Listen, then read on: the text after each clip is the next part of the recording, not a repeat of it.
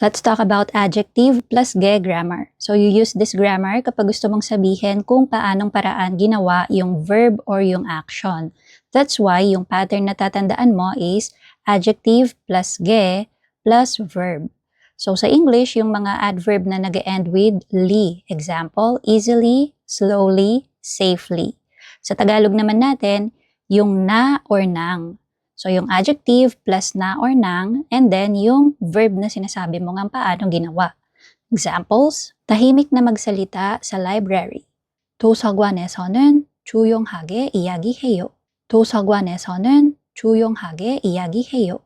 Madali na masasagot ang problemang ito. 이 문제는 쉽게 풀 수 있어요. 이 문제는 쉽게 풀 수 있어요. magmaneho ng ligtas. 안전하게 운전하세요. 안전하게 운전하세요. Dito po kayo umupo at magpahinga ng komportable. 여기 앉아서 편하게 쉬세요.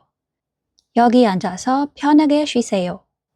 Mabait na nagpaliwanag ang staff. 직원이 친절하게 설명했어요. 직원이 친절하게 설명했어요. So yun po yung mga examples ng adjective na may ge. Pero you have to take note na may mga adjectives din po na instead na ge yung nilalagay, nagiging hi po yung ending nila, no? Katulad nung 천천하다.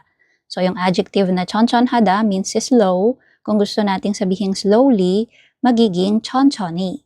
So kung sasabihin kong pakipaliwanag po ng dahan-dahan. That time, sasabihin natin in Korean, 천천히 설명해 주세요. 천천히 설명해 주세요. Again, that's adjective plus ge grammar. So if naintindihan po ninyo yung gamit ng grammar na yan, try making your own sentences in the comment section. And if gusto nyo po ng more detailed explanation, more examples and situation about that grammar, you can check the comment section din para sa link naman natin sa YouTube.